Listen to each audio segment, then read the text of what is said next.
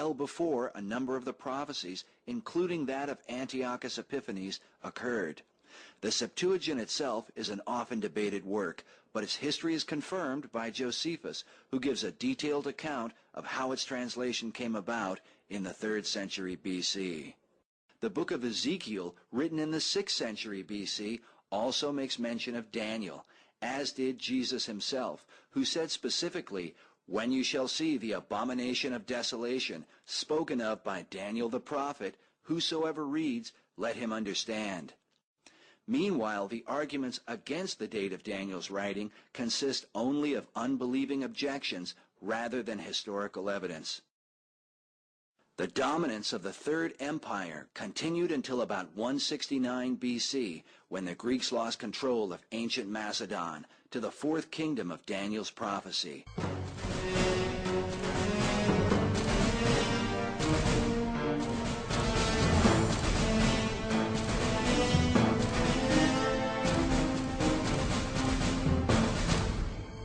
The history of Rome's origin is cloaked in mystery. According to legend, the city was founded by the twins Romulus and Remus in 753 BC. The twins were the illegitimate sons of Mars, the god of war, who raped a Vestal virgin while she slept. When the twins were outcast, they were suckled by a she-wolf, an event commemorated in many Roman images. Another version of the story tells of a shepherd finding them and taking them to his wife, a former prostitute. Part of the mystery of these accounts comes from the use of the word luper, which in Latin means both she-wolf and prostitute, or harlot. In time, the twins would found the city of Rome, named after Romulus, who would murder his brother Remus in a quarrel and become Rome's first king. After a long reign, Romulus vanished into a thunderstorm and supposedly became a god. Later he reappeared and, descending from the sky, declared to those who listened that, quote, "It is the will of heaven that Rome be the capital of the world."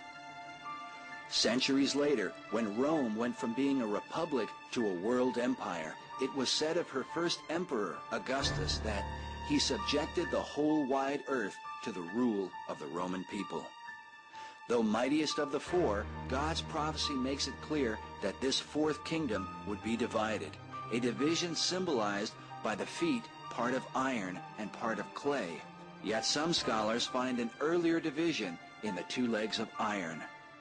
The Roman is depicted by the 2 legs of this image, and the Roman Empire was indeed split in 2, just as that image foretold. The eastern leg of the old Roman Empire.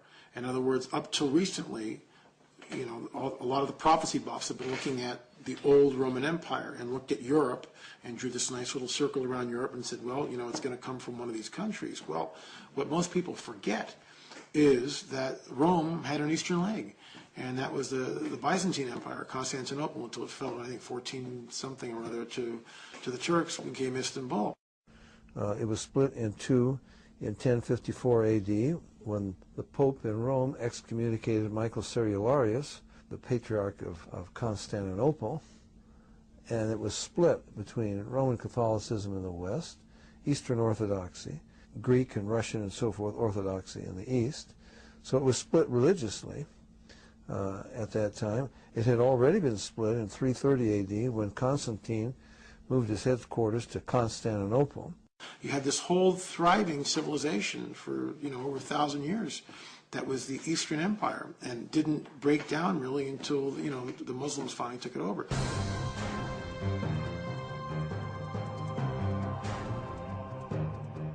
So important is the understanding of the 4 world empires that God showed Daniel another vision of these kingdoms, symbolized by 4 great beasts.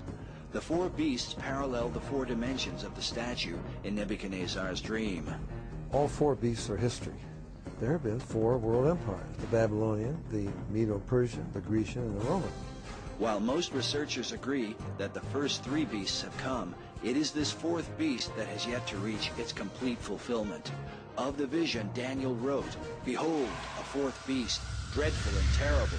It was diverse from all the beasts that were before it, and it had 10 horns. And there came up among them another little horn. In this horn were eyes like the eyes of a man, and a mouth speaking great things. I beheld, and the same horn made war with the saints, and prevailed against them, until the Ancient of Days came. Then the angel who stood by said, The fourth beast shall be the fourth kingdom on earth, and shall devour the whole earth. And the 10 horns out of this kingdom are 10 kings that shall arise, and another shall rise after them. The 10 kings are also represented by the 10 toes of the statue in Nebuchadnezzar's dream. Daniel prophesied that in the days of these kings shall the God of heaven set up a kingdom which shall never be destroyed. So we know that the millennial kingdom of Christ can only occur at a time when there are 10 kings ruling the world. This revived Roman Empire will come under 10 heads. Now, I never believed they were the 10 nations Western Europe, because the Roman Empire itself was much larger than Western Europe. It went all down through Syria, and Turkey and Syria and Lebanon and all across North Africa and so forth. So the world will be divided into 10 regions under 10 local heads. And already, for computer reasons, for banking reasons, the world has been divided. The Club of Rome divided the world 25 years ago into 10 regions, and that's pretty much the way it's laid out today. In the days of those kings, the God of heaven will establish a kingdom. So if the rabbis had known that one prophecy, if the disciples of John the Baptist had known that one prophecy, it would have solved a lot of problems for them. Because John the Baptist sent 2 disciples, you remember, from prison. He said to Jesus, Art thou he that should come, or look we for another? Hey, Lord, I'd at least be prime minister. I introduced you to Israel. If you're going to take the throne of your father David, how come I'm about to get my head cut off? It doesn't make sense. They thought the kingdom would be established then. No. It will only be established when those 10 kings, in the days of those 10 kings. These 10 kings were also witnessed by the Apostle John, who saw a vision of a beast with 7 heads and 10 horns.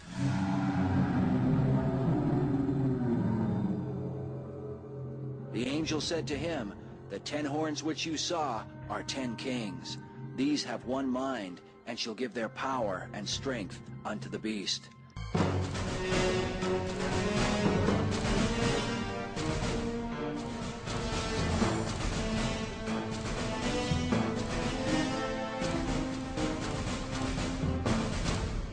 So the world is to be ruled by 10 men, who will ultimately give their power to one man, the little horn of Daniel's vision, the mysterious figure known as the man of sin and son of perdition, Antichrist.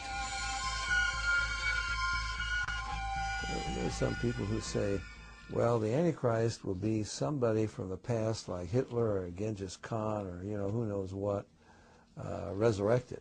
No, Satan cannot resurrect anybody. He does not have that power. It says he has a deadly wound. See, people talk about, the fourth beast represents the Antichrist and the revived Roman Empire. Then it says, I saw one of his heads. He's got 7 heads. I saw one of his heads, as it were, wounded to death, and his deadly wound was healed, and all the world wondered after the beast. So this is not a resurrection. The beast has never been killed.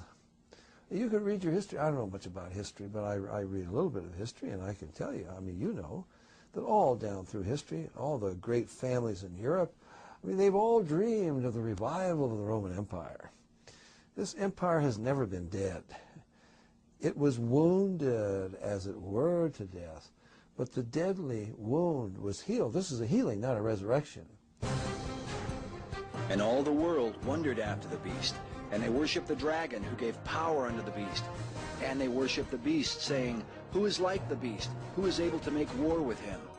The Bible says that all that dwell upon the earth shall worship him, whose names are not written in the book of life of the Lamb. Scholars believe this worship denotes a one-world religion focused on both the dragon, whom the Bible calls Satan, and the beast, or Antichrist. This apostate church, as some have called it, is symbolized by yet another figure in John's revelation. The angel said to him, Come here. I will show you the judgment of the great harlot that sits upon many.